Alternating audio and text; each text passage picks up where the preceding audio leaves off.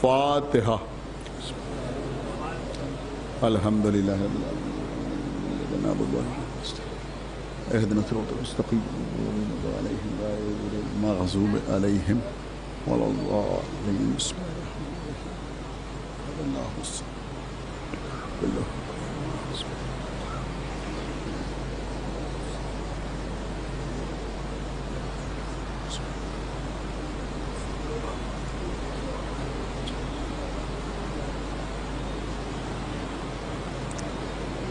اعوذ باللہ السمیع العلی العظیم من الشیطان اللعین الرجیم. بسم اللہ الرحمن الرحیم. الحمد للہ الذی ہدانا لہذا وما كنا لنهتدي لولا أن هدانا الله. لقد جاءت رسل ربنا بالحق.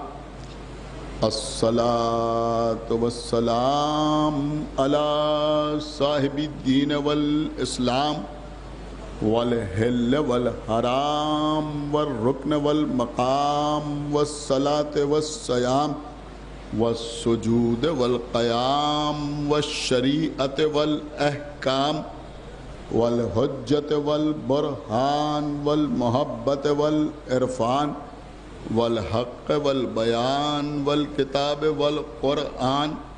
سیدنا ونبینا وشفیعنا ومولانا ومولا الثقلین جد الحسن والحسین ابی القاسم محمد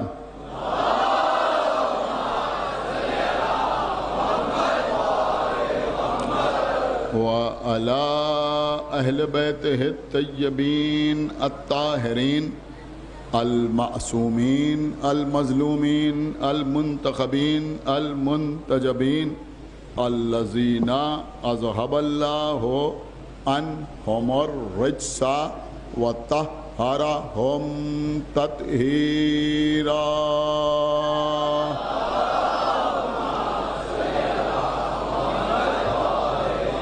وَلَعْنَةُ اللَّهِ عَلَىٰ أَعْدَائِهِمْ وقتلتهم وغاصبی حقوقهم ومنکری فضائلهم ومصائبهم اجمعین من الآن الى یوم الدین. اما بعد فقد قال اللہ سبحانہ تبارک وتعالی فی کتابہ المجید وفرقانہ الحمید وقولہ الحق. بسم اللہ الرحمن الرحیم. یا ایہا النبی انا ارسلناک شاہدا ومبشرا ونذیرا. صلوات برباد.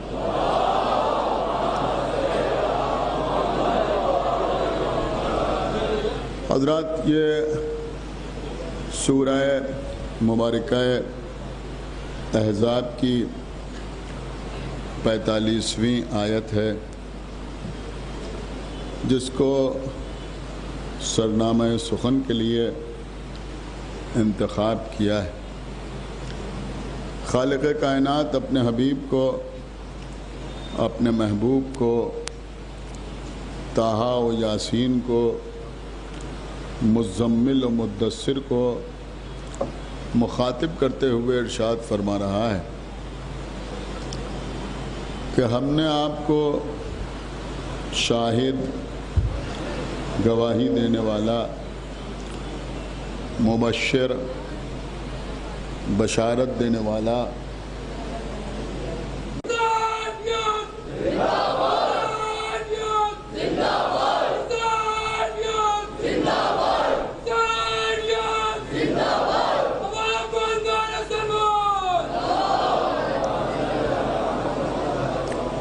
دیکھیے، میں چاہ رہا ہوں کہ آپ متوجہ ہو جائیں، کچھ اہم گفتگو آپ سے ہو جائے. موضوع ہے شہادت۔ عام طور پر جب شہادت کا لفظ استعمال ہوتا ہے تو آپ کے ذہن میں ایک ہی معنی اجاگر ہوتے ہیں کہ شہادت کا مطلب ہے اللہ کی راہ میں کسی شخص کا میدان جہاد میں قتل ہو جانا۔ انشاءاللہ ان مجالس میں ان معنی پر بھی گفتگو ہوگی، لیکن شہادت کے بہت سے معنی ہیں۔ اب ان سارے معنی پر، ان سارے مفاہیم پر ہم آپ سے بات کرنے سے قاصر ہیں۔ خصوصیت کے ساتھ شہادت کے 3 معنی علماء نے بیان کیے۔ تھوڑا سا توجہ کے ساتھ سنیں۔ شہادت کا لفظ، اس کا مادہ ہے شہدہ۔ اس کے 3 معنی ہوتے ہیں۔ شہادت کا مطلب ہے گواہی دینا۔ پہلے معنی ہے شہادت کے گواہی دینا۔ دوسرے معنی شہادت کے ہیں حاضر ہونا۔ تیسرے معنی شہادت کے بیان کیے گئے ہیں اللہ کی راہ میں بے جرم و خطا قتل ہو جانا۔ تو سب سے پہلے معنی بیان ہوئے ہیں گواہی دینا۔ تو آپ یوں بھی کہہ سکتے ہیں کہ شہید کا مطلب ہے گواہ، شہادت کا مطلب ہے گواہی۔ گواہی دینے والے کو شاہد بھی کہا جاتا ہے اور شہید بھی کہا جاتا ہے۔ شاہد اور شہید میں بھی کچھ فرق ہے، انشاءاللہ کسی دن عرض کروں گا، لیکن اس وقت آپ اتنا سمجھیں کہ گواہی دینے والے کو شاہد بھی کہا جاتا ہے اور شہید بھی کہا جاتا ہے۔ اللہ نے قرآن میں مولا علی کو بھی گواہ قرار دیا، رسول اللہ کو بھی گواہ قرار دیا، اور اللہ نے خود اپنی ذات کو بھی گواہ قرار دیا۔ ایک صلوات پڑھے بر محمد و آل محمد۔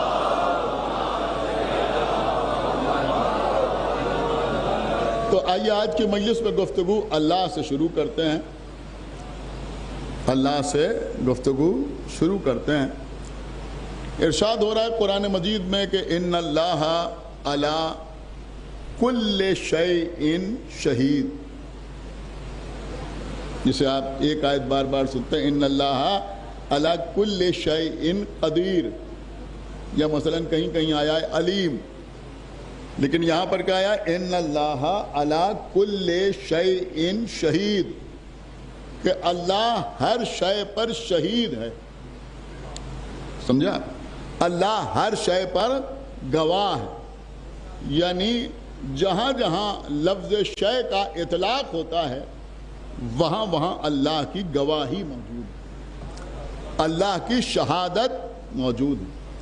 تو اللہ ہر شے پر گواہ ہے، زمین پر گواہ ہے، آسمان پر گواہ ہے، ستاروں پر گواہ ہے، دریاؤں پر گواہ ہے، ان میں بہنے والی کشتیوں پر گواہ ہے، حیوانات پر گواہ ہے، انسانوں پر گواہ ہے، ہم میں پیدا ہونے والی کیفیتوں پر گواہ ہے، ماضی پر گواہ ہے، حال پر گواہ ہے، مستقبل پر گواہ ہے، انبیاء پر گواہ ہے، رسل پر گواہ ہے، اولیاء پر گواہ ہے، اوصیاء پر گواہ ہے، مومنین پر گواہ ہے۔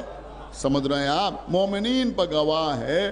انتہا یہ ہے کہ اپنے حبیب پر گواہ ہے، اپنے حبیب کی گواہی دینے والوں پر گواہ ہے۔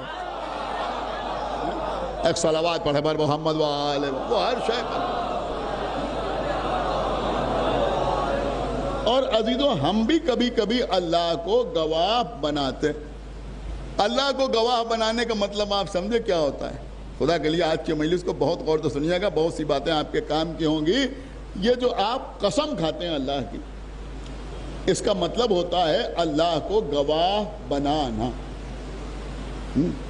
قسمیں تو آپ بہت سی کھاتے ہیں نا، قرآن کی قسم، کعبے کی قسم، اپنی جان کی قسم، سمجھ رہے ہیں آپ، ہمارے بچوں کی قسم، ہمارے خون کی قسم، ہماری عزت کی قسم، لوگ کہتے ہیں ہماری روزی کی قسم، بہت سی قسمیں لوگ کھاتے ہیں. پھر کچھ بڑی بڑی شخصیتوں کی قسم بھی کھائی جاتی ہے، جناب امیر کی قسم،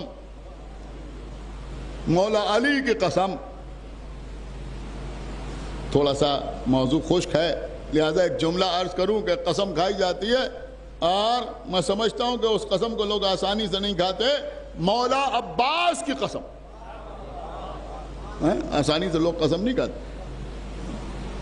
ایک شعر ہے بہت مشہور ہے، اور ظاہر سی بات ہے کہ ہمارا بہت بچپنا رہا ہوگا کہ کہیں مسالمہ ہوا تھا، اس کی طرح ہوئی تھی کہ قاتل کہیں چڑھائے ہوئے آستی نہ ہو، قاتل کہیں چڑھائے ہوئے آستی نہ ہو. تو اس وقت ایک شاعر تھے، شیعہ نہیں تھے، اہل سنت تھے، نصیر ناطقی، کل غلام حسین پر رہتے تھے، لیکن فقط مدح اہل بیت کی محفلوں میں شرکت کرتے تھے. ایک صلوات پڑھے محمد وآلہ محمد.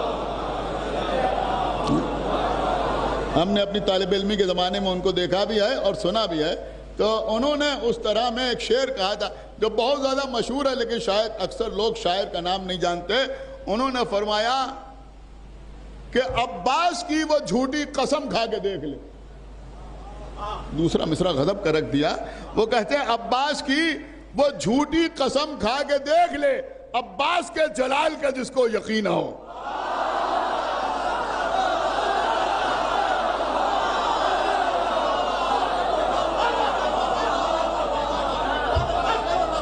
ایک صلوات پڑھ دیں محمد وآلہ محمد. عباس کی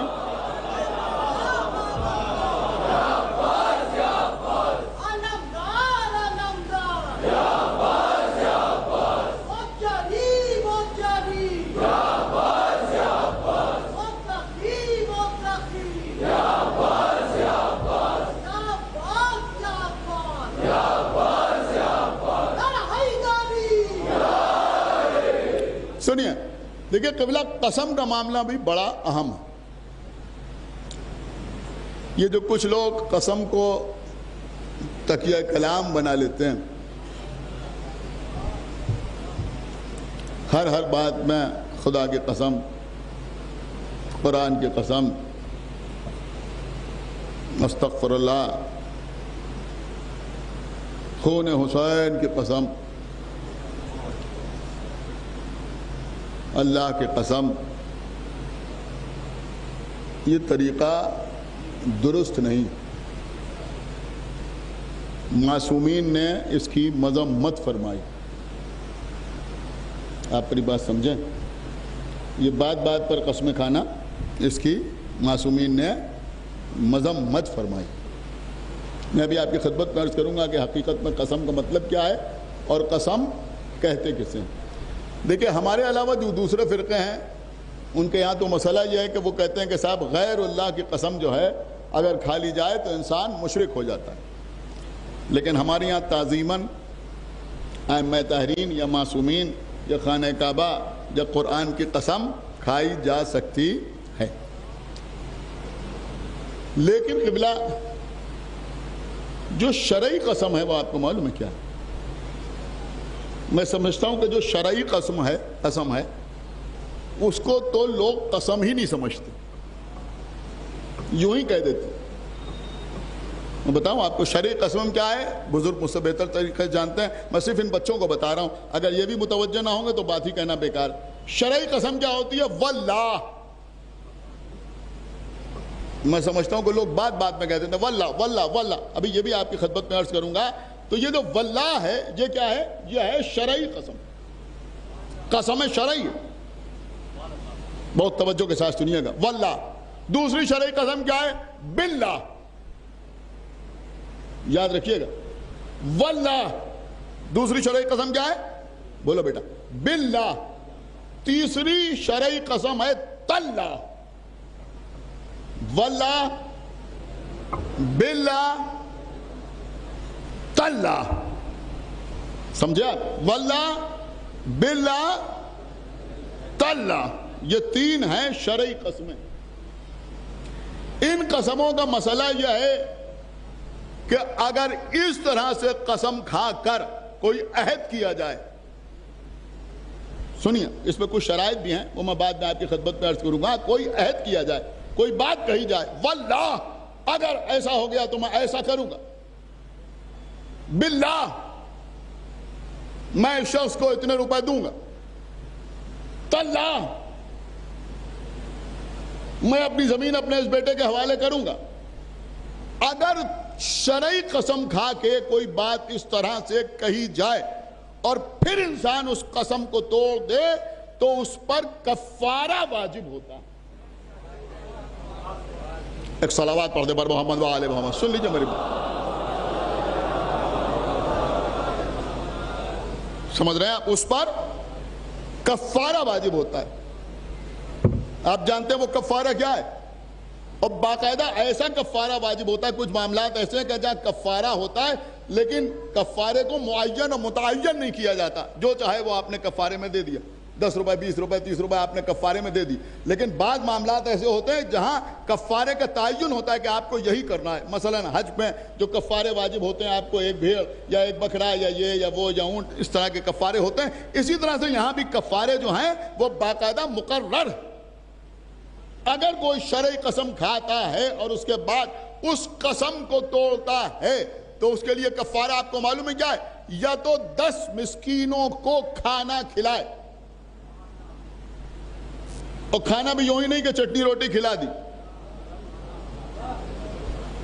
سنیں میری بات، جو لکھا ہے وہی پڑھ رہا ہوں میں. اوسط درجے کا کھانا کھلائے. اب میرے خیال میں اوسط درجے کا آپ سمجھ گئے نا؟ اوسط درجے کا جو آپ کھاتے ہیں، اوسط درجے کا کھانا 10 مسکینوں یا یتیموں کو آپ کھلائیں، یہ ہے کفارہ. کھانا نہ کھلائیں تو 10 مسکینوں کو لباس دیں، کپڑے پہنائیں انہیں، یا پھر ایک غلام آزاد کریں، جو میرے خیال میں آج کل ممکن نہیں. 2 ہی چیزیں ممکن ہیں، یا تو 10 مسکینوں اور یتیموں کو کھانا کھلائیں. دیکھیں بڑے خاموش ہو گئے لوگ سن رہے ہیں، اور ظاہر سی بات ہے کہ ایسی باتیں خاموشی رہ کے سنی جاتی. یا تو 10 مسکینوں یتیموں کو کھانا کھلائیں، یا 10 مسکینوں کو لباس پہنائیں، یا ایک غلام آزاد کریں. اور اگر ان میں سے کچھ نہیں کر سکتے ہیں تو 3 دن مسلسل روزہ رکھیں.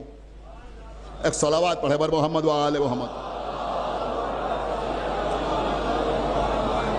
اب میرے خیال میں اگر آج کی مجلس کا یہ ٹکڑا یاد رہے گا تو انشاءاللہ کوئی قسم کھائے گا تو سوچ سمجھ کے قسم کھائے گا. ایک صلوات اور پڑھے بر محمد و آل محمد. یہ میں نے جو عرض کیا، یہ جو شرعی قسمیں ہیں، واللہ باللہ تاللہ، ان کے لیے اگر ایسی قسم کھا کے کوئی عہد کر لیا جائے تو پھر آپ کے اوپر یہ کفارہ واجب ہو جاتا ہے. یہ کفارہ واجب ہو جاتا ہے. لیکن اس میں کچھ مسائل ہیں. مسائل کیا ہے؟ مسئلہ یہ ہے کہ قسمیں بھی 3 طرح کی ہوتی ہیں.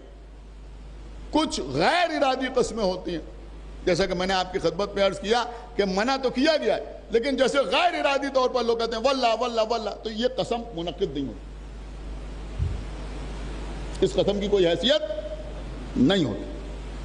ہاں اگر ارادے کے ساتھ قسم کھائی جائے، نیت کے ساتھ قسم کھائی جائے تو اس قسم کی اہمیت ہے. اس کو اگر توڑا جائے تو یہ کفارہ واجب ہوتا ہے. تیسری قسم قسم کی کیا ہے کہ جھوٹی قسم. جھوٹی قسم کھانا گناہ کبیرہ،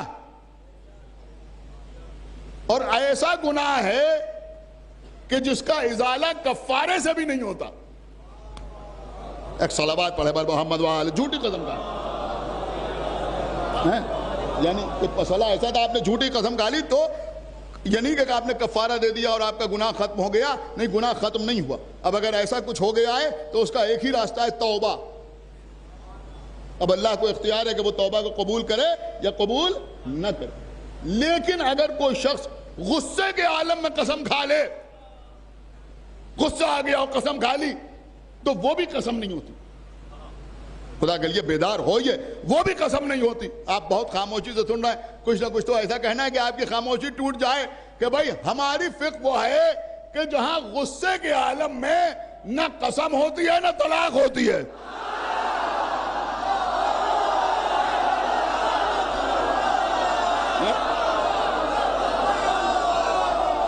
ایک صلوات پڑھ دے بل محمد وآل محمد.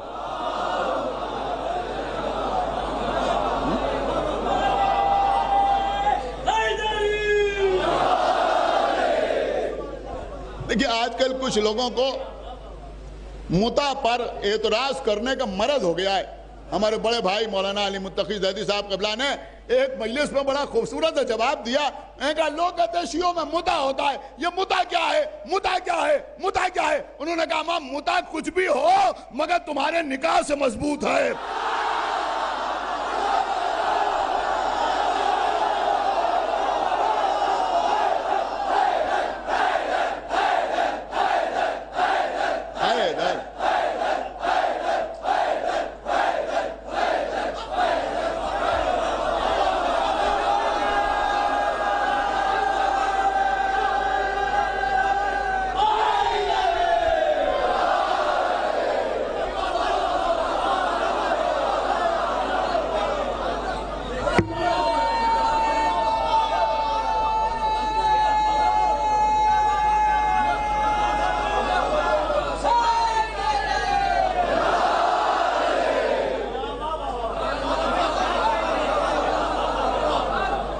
سنیں میری بات کہ غصے کے عالم میں اگر قسم کھائی جائے تو وہ بھی قسم نہیں ہوتی. اچھا کیوں نہیں ہوتی یہ بھی میں آپ کو بتاؤں. دیکھیں اقوال معصومین ہمارا سامنے ہے اور میرے خیال میں جو بزرگ بیٹھے ہیں ان کو اس بات کا احساس ہوگا کہ اس امام باڑے میں جو مجلسیں ہوتی ہیں بہرحال تیاری ہی کے ساتھ ہوتی ہیں. ایک صلوات پڑھے بر محمد. تو پوری توجہ کے ساتھ آپ سماعت فرمائیں. جو پڑھائے وہی آپ کی خدمت میں عرض کر رہا ہوں, کہیں الگ سے نہیں عرض کر رہا ہوں کہ دیکھیں غصے کے عالم میں کیوں نہیں ہوتی. مسئلہ کیا غصے میں طلاق کیوں نہیں ہوتی, غصے میں قسم کیوں نہیں منعقد ہوتی. بات یہ ہے کہ ان ساری چیزوں میں ایک شرط ہے. شرط کیا ہے کہ بالغ ہو, عاقل ہو. بالغ بھی ہو, عاقل بھی ہو. اس کا مطلب یہ ہوا عقل شرط ہے.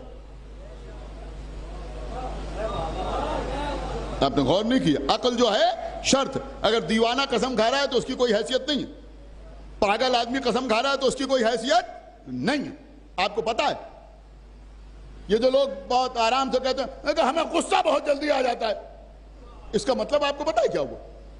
کہتے ہوتے ہیں ان کا صاحب ہم سے غصہ برداشت نہیں ہوتا, ہمیں غصہ آ جاتا ہے. امام نے کیا فرمایا, امام نے فرمایا ہے کہ غصہ جو ہے وہ جنون ہے. جنون کسے کہتے ہیں, پاگل پن ہے. یعنی جتنی دیر آپ غصے کے عالم میں رہتے پاگل رہتے. ہائے ہائے ہائے بھائی صلوات پڑھے بر محمد وآل محمد.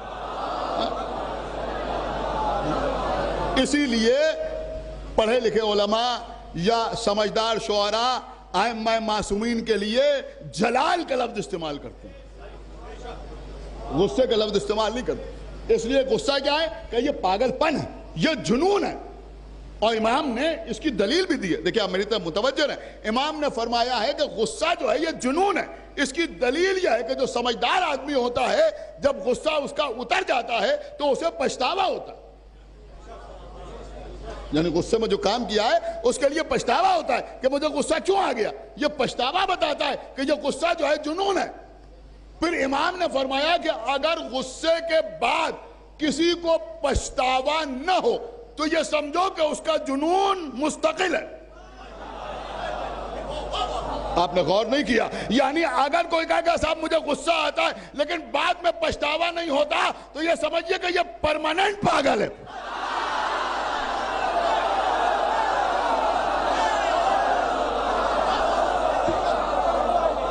ایک صلوات اور پڑھے بر محمد وآل محمد. ہاں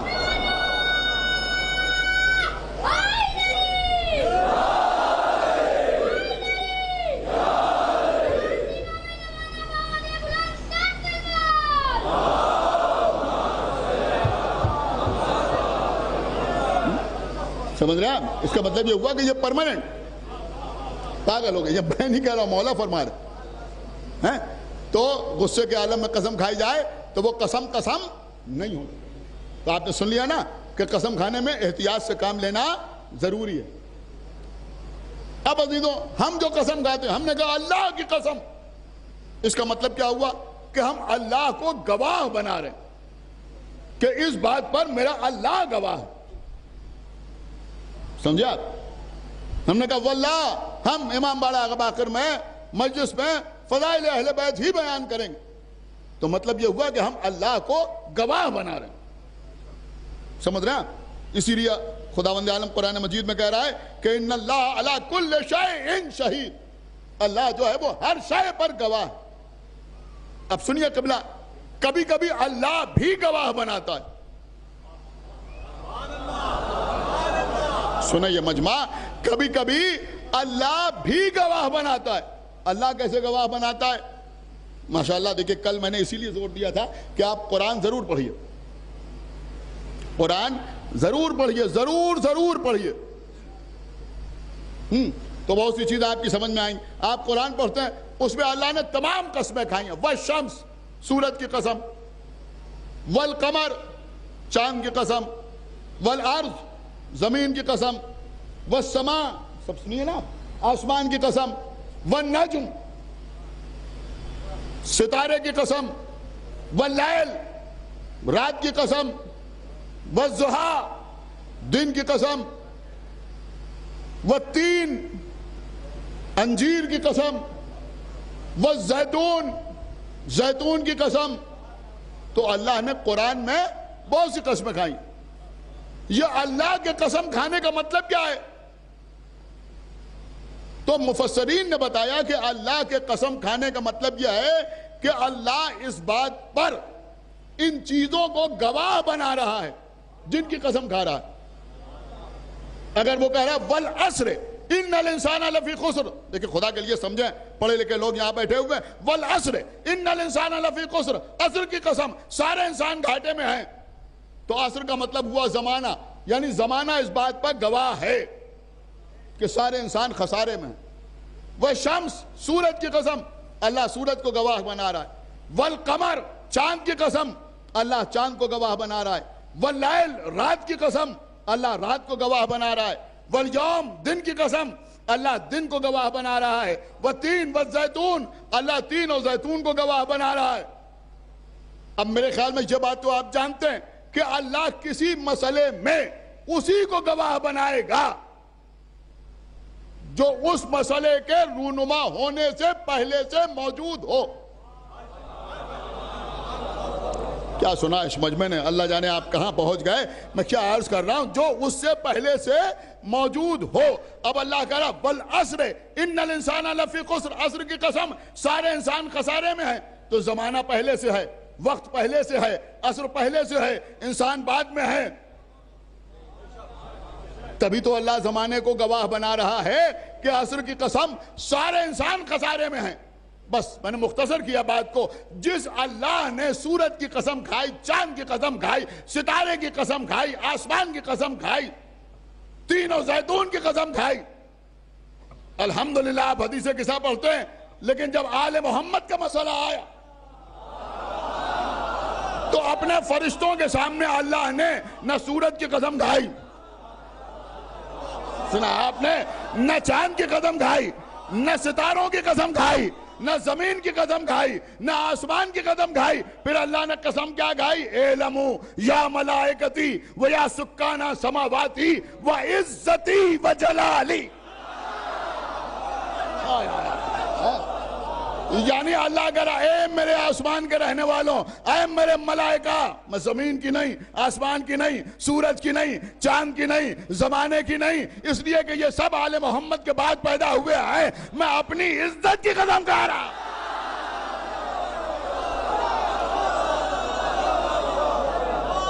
ایک صلوات پڑھیں محمد وآل محمد. وعزتی و جلالی، میں اپنی عزت کی قسم کھا رہا ہوں، میں اپنے جلال کی قسم کھا رہا ہوں. اس کا مطلب یہ ہوا کہ آل محمد کی فضیلت پر اللہ کی عزت گواہ. ہائے ہائے، آپ نے جملے کا لطف ہی حاصل نہیں کیا. بہت بڑا جملہ میں آپ کی خدمت پہ عرض کر گیا. آل محمد کی فضیلت پر اللہ کا جلال گواہ ہے. اب اگر کہیں کوئی گواہی دینے والا ہو اور کوئی اس بات سے انکار کرے تو اس کا مطلب یہ ہوا کہ اس نے ان گواہوں کی گواہی کو جھٹلایا. اب اگر کوئی فضیلت اہل بیت سے انکار کرے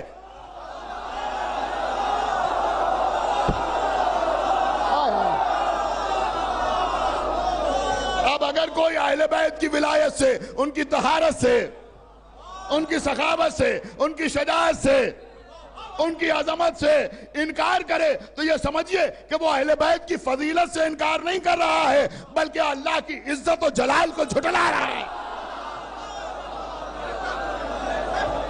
ایک صلوات پڑھے بر محمد و آل محمد.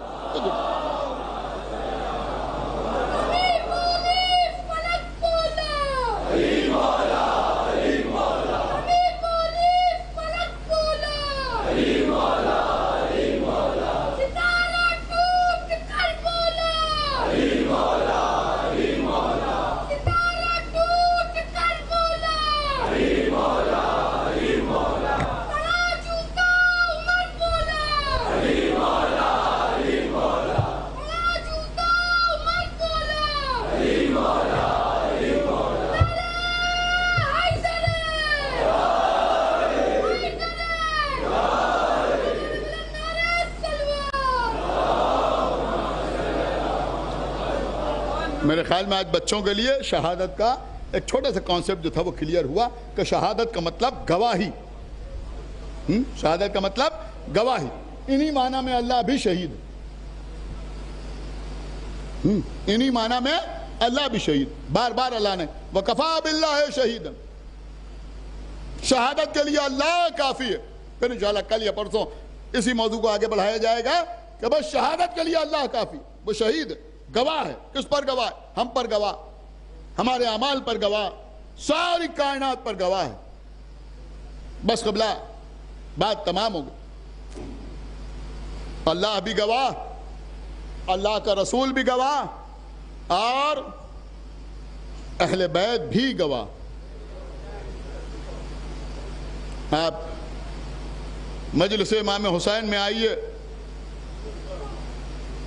تو یہ سوچ کے آئیے کہ آپ کی اس حاضری پر معصومین گواہ ہیں. آپ کی اس عزاداری پر حسین ابن علی گواہ ہیں. اور پھر سب سے بڑھ کے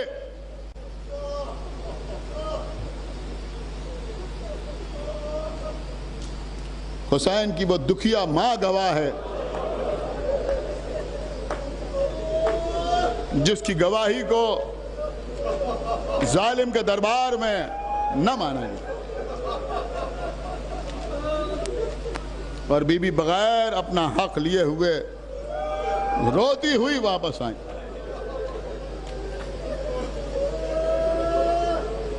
بس قبلہ شدت کی گرمی ہے، اتنے قریب قریب مومنین بیٹھے ہوئے ہیں.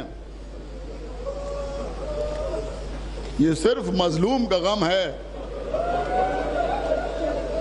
جس پر موسم کا اثر نہیں ہوتا. یہاں تو پنکھے بھی چل رہے ہیں، کولر بھی چل رہے ہیں، لوگ پانی پی کے مجلس میں آ کے بیٹھے ہیں، مجلس کے بعد پانی پئیں گے. لیکن کربلا میں کیسی گرمی.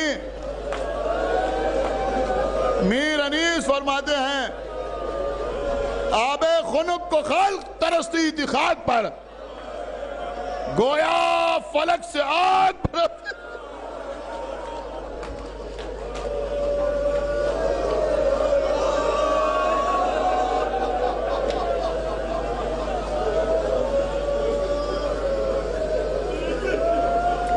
آپ رونے لگے. روتے روتے سنیے، میں چاہتا ہوں موضوع مصائب تک مکمل ہو جائے. واللہ باللہ تاللہ ہمارے اور آپ کے چوتھے امام کربلا کے بعد جب مدینہ کی گلیوں سے نکلتے تھے اور دیکھتے تھے کہ کوئی قصاب کسی گوشت کو ذبح کرنے کے لیے لے جا رہا ہے تو آگے بڑھ کے اس سے پوچھتے تھے بھائی تو اس جانور کو ذبح کرے گا؟ وہ کہتا تھا ہاں۔ فرماتے تھے تو اسے ذبح کرنے سے پہلے پانی ضرور پلا لینا۔ وہ ہاتھ جوڑ کے کہتا تھا مولا ہم آپ کے جد کا کلمہ پڑھنے والے ہیں، ہم اس وقت تک جانور کو ذبح نہیں کرتے جب تک 3 مرتبہ پانی نہ پلا لیں۔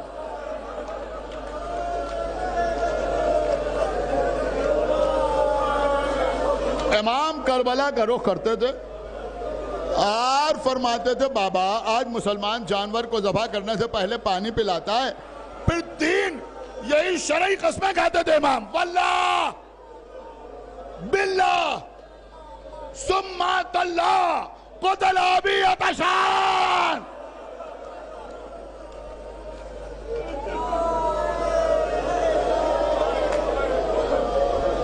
تین یہ قسمیں کھانے کے بعد فرماتے تھے میرا بابا کربلا میں پیاسا مارا گیا۔ اب امام جو قسم کھا کے کہیں اس کے بعد بھی کسی کو کوئی دلیل چاہیے، کوئی ثبوت چاہیے۔ پیاس، کربلا والوں کی پیاس۔ ہاں عزیزوں یہی تشرگی تو ہے جس کے لیے آقا حسین نے کہا تھا بیٹا سید سجاد جب قید شام سے چھوٹ کے مدینے جانا تو ہمارے شیعوں کو ہمارا سلام کہہ دینا، اور یہ کہہ دینا کہ جب ٹھنڈا پانی پینا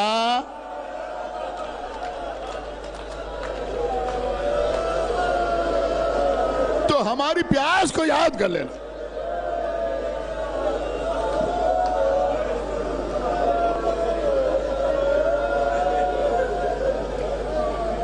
خدا آپ کو کسی غم میں نہ رلائے سوائے غم سرکار سید الشہداء۔ آج میں نے چھوٹے امام باڑے کے مجلس میں ٹھیک 9 بجے مجلس شروع ہو جاتی ہے، آپ حضرات وہاں بھی تشریف لایا کریں، یہ بات پڑھی تھی کہ آقا حسین آج 2 محرم کو کربلا کی سرزمین پر پہنچے۔ دیکھیں حاضر ہونا بھی شہادت کہلاتا ہے۔ حسین ہماری جان قربان، کسی خطیب نے بڑا اچھا جملہ کہا تھا کہ حسین نے نانا سے جو وعدے کیے تھے وہ روز عاشورہ کے لیے کیے تھے۔ میرا اکبر، میرا قاسم، میرا اون، میرا محمد، میرا علی اصغر، میرا گلا، میری جان، یہ سارے وعدے روز عاشورہ کے لیے تھے، لیکن حسین اس کریم ابن کریم کو کہتے ہیں جو اپنی وعدہ گاہ پر 8 دن پہلے آگئے۔ 2 محرم کو حسین کربلا کی سرزمین پہ آگئے۔ کربلا آنے کے بعد فرمایا جو لوگ کربلا زیارت کے لیے گئے ہیں وہ مخیم گئے ہوں گے، خیمہ گاہ گئے ہوں گے۔ جو لوگ کربلا زیارت کے لیے گئے ہیں وہ مخیم گئے ہوں گے، خیمہ گاہ گئے ہوں گے۔ یہاں بھی دیانت الدولہ کی کربلا میں جو عمارت بنی ہوئی ہے جس کو لوگ کچی کربلا کہنے لگے ہیں، وہ کچی کربلا والا نہیں ہے بلکہ وہ خیمہ گاہ ہے، خیمہ گاہ کی شبیہ ہے جہاں پر امام حسین کے خیمے نصب ہوئے تھے۔ جو وہاں گئے ہیں وہاں دیکھیں اور یہاں دیکھیں تو آپ کی سمجھ میں آئے کہ پہلے جیسے وہاں خیمہ گاہ بنی ہوئی تھی بالکل اسی کی شبیہ یہاں بنائی گئی۔ جب آپ اندر داخل ہوتے ہیں تو سائیڈ میں اماریوں کی شبیہ ہے، اس لیے کہ جب خیمے لگتے تھے تو اونٹوں سے اتار کے اماریاں 2 رویا لگا دی جاتی تھی، وہ جو ادھر ادھر آپ کو در ایسے دکھائی دیتے ہیں وہ اماریوں کی شبیہ ہے۔ اور اس کے بعد یہاں بھی آپ جائیں اور وہاں جائیں مخیم میں تو سب سے پہلے جو خیمہ ہے وہ آقا عباس کا خیمہ۔ اور میں کہوں گا کیوں نہ خیمہ دروازے پر ہو، اس لیے کہ عباس باب الحسین ہے۔ پھر امام حسین نے انصار کے خیمے لگوائے، دوستوں کے خیمے، اس طرح سے خیمے لگے تھے۔ دوستوں کے خیموں کے بعد بنی ہاشم کے خیمے، بنی ہاشم کے خیموں کے بعد بیبیوں کے خیمے، اور بیبیوں کے خیمے کے بیچ میں شہزادی زینب کا خیمہ۔ ایک جملہ کہوں، میرے خیال میں آپ اپنے آنسوؤں کو روک نہ پائیں گے، یہ جو آپ مجلسوں میں سنتے ہیں کہ جب اکبر کا لاشا آیا تو زینب خیمے سے باہر آ گئیں، زینب خیمے سے باہر آئیں تھی، میدان میں نہیں آئیں۔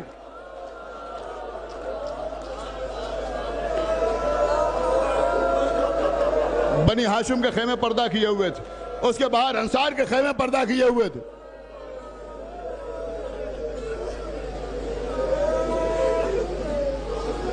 مقصد یہ تھا کہ بیویوں کا پردہ برقرار رہے۔ دوسرا خیال کس بات کا تھا؟ ہمارے لاشیں دفن ہو جائیں۔ لہذا بنی اسد کو بلایا تھا اور کہا تھا کہ دیکھو جب ہم قتل کر دیے جائیں اور ہمارے لاشیں یہاں پڑے ہوئے ہوں تو تم اپنے گھر سے نکل آنا، ہمارے لاشوں کو پہچان کے دفن کر دینا، ہمارا بیٹا آئے گا اس کی مدد کرنا۔ اس کے بعد کہا تم جاؤ اپنے گھر کی خواتین کو بھیج دو۔ خواتین آئیں، ان سے کہا دیکھو اگر تمہارے مرد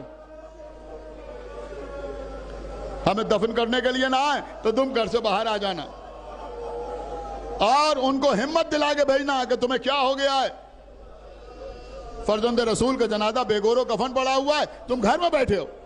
پھر کہا جاؤ بچوں کو بھیجو۔ اب چھوٹے چھوٹے بچے آئے، کہا بچوں دیکھو اگر تمہارے والدین ہمیں دفن کرنے کے لیے نہ آئیں تو تم گھر سے کھیلتے ہوئے باہر آ جانا، ایک ایک مٹھی خاک اٹھا کر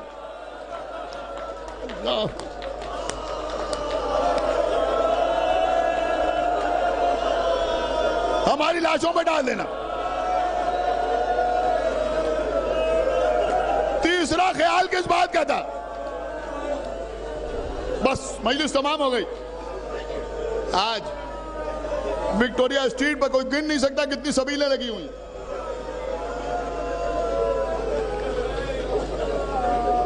اس ہندوستان میں جو مسلمان نہیں ہیں وہ بھی حسین کے نام پر پانی پلاتے ہوئے نظر آتے ہیں۔ خیال ہے کہ جسے کربلا میں پیاسا شہید کیا گیا وہ ہندوستان آنا چاہتا تھا۔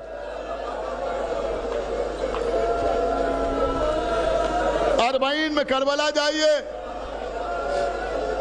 چھوٹے چھوٹے بچے ہاتھ میں پانی لیے ہوئے دوڑ رہے، پانی پی لیجئے، پانی پی لیجئے۔ یہاں بچے پانی کے کودے لے کے دوڑ رہے، پانی پی لیجئے۔ کربلا میں خالی کودے لیے بچے آ رہا تھا۔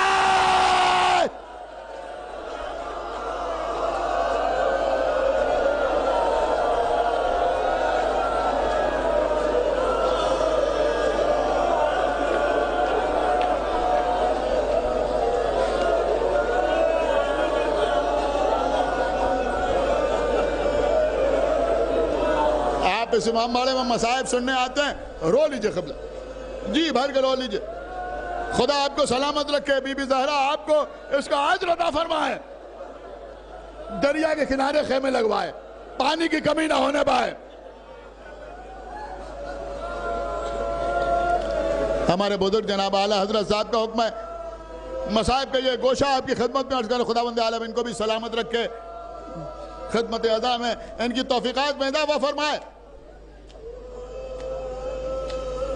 یزید کے لشکر کا ایک رسالہ آیا، آقا عباس خیمے کے دروازے پر بیٹھے ہوئے،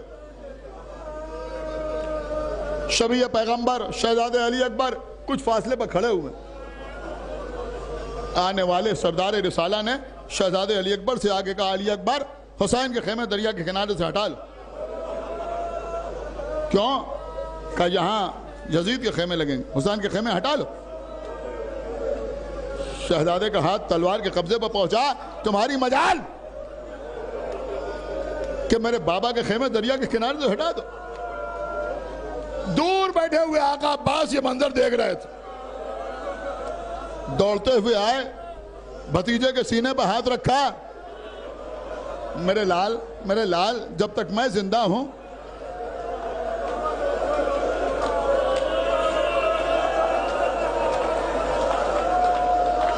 تمہیں تلوار چلانے کی ضرورت نہیں ہے۔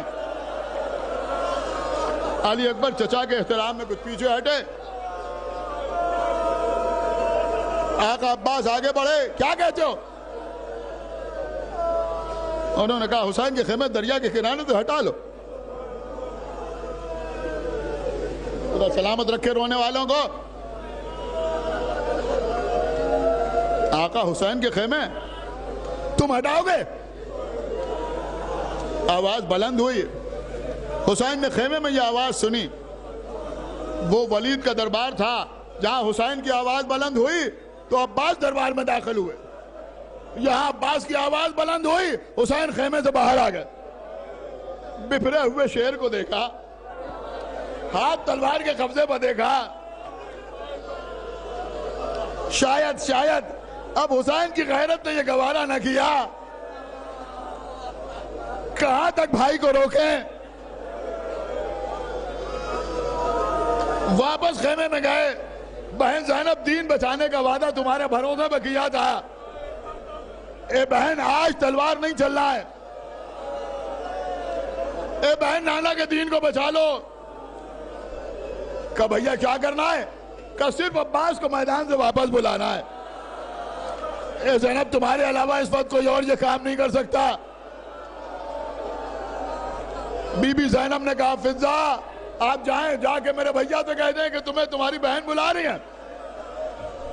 फिज़्ज़ा आई, शहजादे, आपको शहजादी ने खेमे में बुलाया है। तलवार से एक लकीर खींची, फरमाया देखो मैं शहजादी से मिलने के लिए जा रहा हूं, कोई एक कदम आगे ना बढ़ाए। खेमे में आए, जनाब ज़ैनब ने देखा गोद में पला हुआ भाई।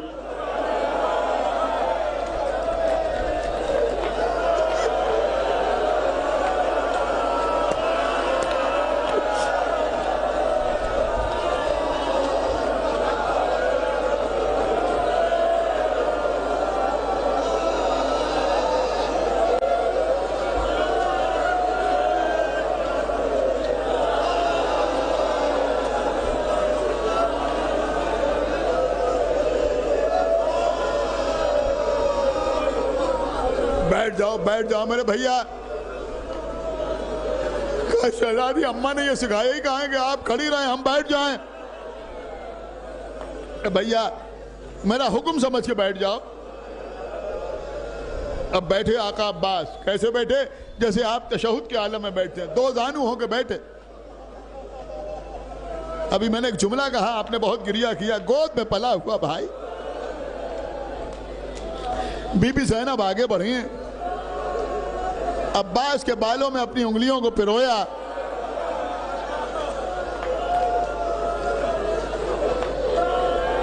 बड़े प्यार से एक जुमला कहा, भैया मैंने सुना तुम्हें जलाल आ गया। ए भैया, तुम्हारा हाथ तलवार के कब्जे पर पहुंच गया। ए भैया, तुमने तलवार निकाल ली। शहजादी आप ही बताएं, ये गुलाम क्या करे? ये मलून कहते हैं कि आका हुसैन के खेमे यहां से हट जाएं। भला ऐसा कैसे मुमकिन है कि आका हुसैन के खेमे मेरी जिंदगी में दरिया के किनारे से हट जाएं? ए भैया क्या बात है, खेमे तो दरिया के किनारे इसलिए लगे थे कि पानी की कमी ना हो।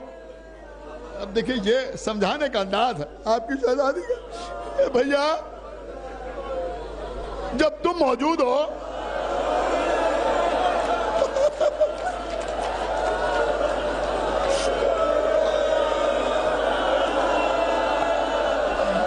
मौजूद हो तो परवाह क्या है?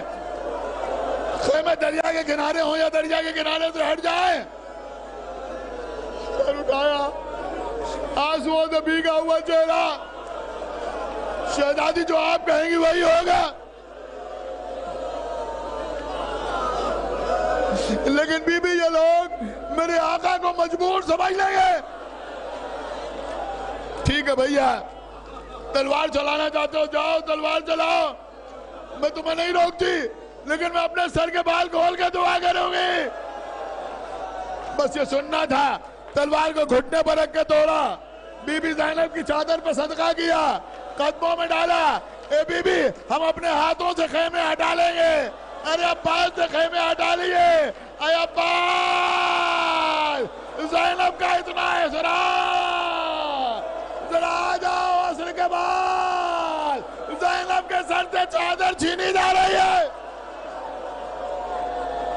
बस आखिरी जुमला, मजलिस तमाम। यही सबब है, जब सानिया ज़हरा के सर से चादर छीनी तो ज़ैनब ने नजफ का रुक के बाबा को नहीं पुकारा, मदीने की तरफ देख के नाना को नहीं पुकारा, अम्मा को आवाज नहीं दी, हुसैन से फरियाद नहीं की, दरिया की तरफ देखा, अब्बा